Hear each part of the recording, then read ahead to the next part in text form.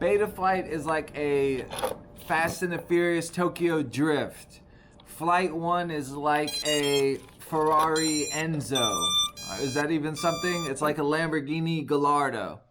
Ferrari California. It's like tuned to the max. That's the basic difference. FlightOne works great when it works. It is on rails when it works, when it flies, when your motors are new. That's what I mean by when it works. It's when everything, components are fresh, crispy, no vibrations. A little bit of vibrations and you're looking at, you know, taking the Ferrari into the shop to get repairs because you blew a hose or a gasket or something. Now, Betaflight will fly almost as good as FlightOne, but not see in the turns and stuff like that. So like I'm gonna throw in some examples, but FlightOne, for example, it makes you want to stay on any given path. So like it really reminds me, if you remember Johnny FPV's old videos where he's like in a jungle and he's just going juicy, going upside down, flicking left and right, and it looks like he's just on a string. So with FlightOne, it makes you want to fly that way. The first thing I did when I picked up the sticks after I got comfortable is I was starting to go in these weird inverted moves because it wants you to continue whatever trajectory you're going in. So if I'm going under an object and I do a 180 yaw and I'm going backwards and I'm coming up like this, whereas Betaflight, I'll be able to come up here.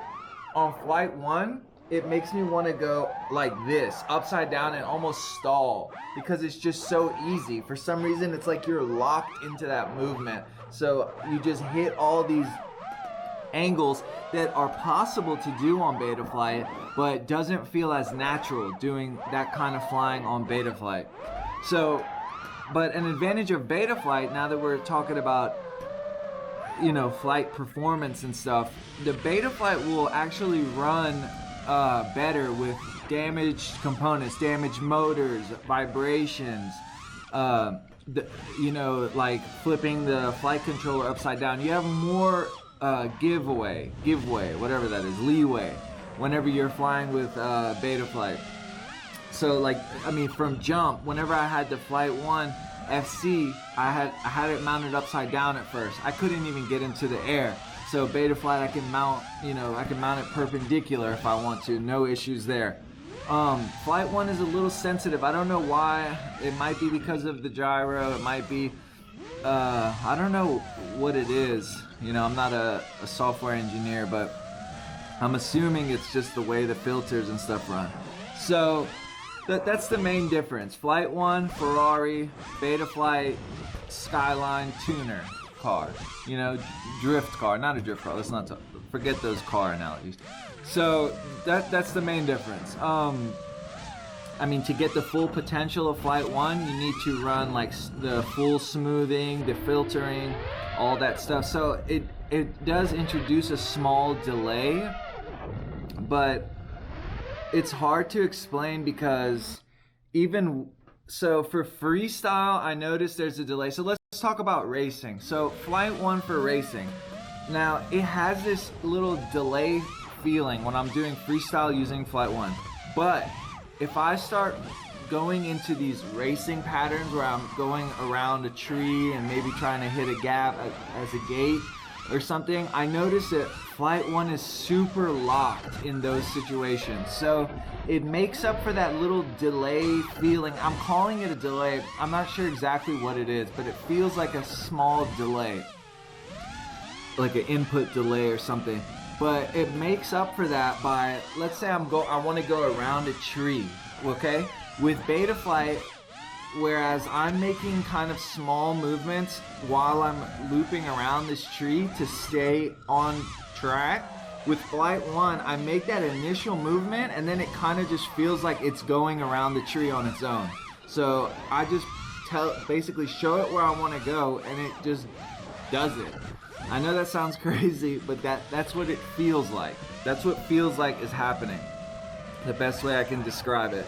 So FlightOne, whereas it wants you to kind of finish the move that you're doing. So if you're hitting a power loop or something, it wants you to finish it.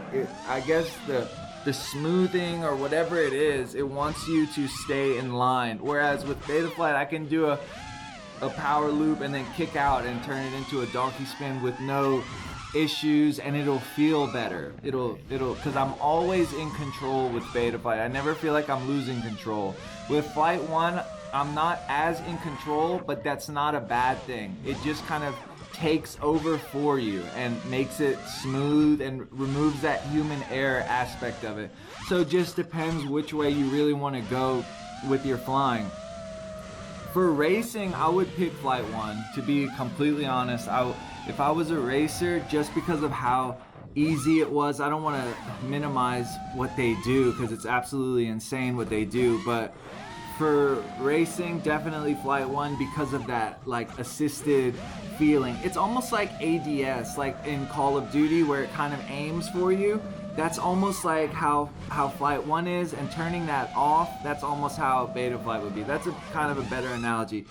FlightOne has some kind of computer assisted, you know, feeling to it. Am I saying it actually has something that does that? No, I'm just saying that's how it kind of feels. Feels like it's on rails, like on a track. Yeah, so Betaflight 4.0 is gonna be my choice, just because I have gorilla hands and I hot glue shit and I'm not the best solderer. So Betaflight's for me. If you're super anal about your shit, and you'll also notice that the people who fly FlightOne, Johnny, Schizo, I'm not sure, but maybe Willie, their setups are always so super neat and tidy, so they can get away with flying FlightOne. Whereas someone like me, who's hot gluing things and not using heat shrink when I solder certain wires together and just liquid taping stuff, I don't think FlightOne is for me, because where I can't even put my flight controller upside down without getting EMF issues and desync. So first, if you have a build that you repeat exactly and you're very neat and you want to be the juiciest, smoothest, or the fastest, best racer, FlightOne. If you're someone who likes to tinker with stuff, likes to work on stuff, maybe testing different components in and out, not the cleanest build, Betaflight. That would be the best way that I could say it. Also, FlightOne, it looks like they're moving more towards having like presets for everything and setting up with the OSD and all that. So they're kind of moving away from tinkering, which is, I think, good for the hobby, because it makes the accessibility of it a little bit more and easier for new pilots to get involved, and also, you know, for people who have their stuff completely figured out and they're just rocking with that setup, to be able to swap between setups during races or quick switch profiles. Not that Betaflight doesn't have that, but Betaflight is more toward customization, tinkering, whereas FlightOne is rock with this setup over and over, build it clean, and go. So yeah, that's that. I'll throw in some freestyle videos of each one, maybe a couple examples of what I'm talking about, and down below in the link, if you want to check out some of the items, I highly recommend do that. I've put links to the best components, the best 4S battery, the best 4S motors, the best frames. Oh, one note, I've heard from Rand Brand Designs, which is Rand Brewer's company. He's a racer that makes the juice press frame, that they'll no longer be making that frame. So there's a few left on drone builds, and there's a few left on another site, I forget, but I'll put it in the description. If you want to grab those, go ahead. I already have like 5 of them as backups, but looks like I'll be moving back to the Astro X5. Great frame, a little bit smaller I think, but also a little bit heavier, which is weird, but it's just a tank. They're both tanks. So I haven't broken an arm on the Astro yet. I've broken 2 bottom plates, but that's just because I'm constantly slamming into things nose first. So, yeah. So I'll put a link to the Astro X5. That's going to be my new frame. Wild Willie special juice motors are now back in stock. If you remember, the reason why I'm even discovering the XING motors a few months ago is because I could not fly my regular motor, which is the Willie Special Juice 2700 kV. I did order 4 more of those, so I'll be putting the XINGs up against those motors. I remember, I think that the Willies at the beginning when I was flying the XINGs, I noticed they don't have as much bottom end as the Willies. Maybe they have a little more top end, but I remember the Willies having more bottom end torque. So that's some tests coming up. But those are basically my 2 favorite motors: 2306 Willies and the XINGs. 2750 kV on the XINGs, 2700 on the Willies. They both fly excellent with the GEMFAN 51466, and they also fly excellent with the HQ 5x4.3, but albeit a little bit less torque on the bottom end, which is, and on the top end too. So I'm getting into more of that snappy, poppy kind of flying that, and I don't run 2207, so that's about as close to that as I can get, is running those props.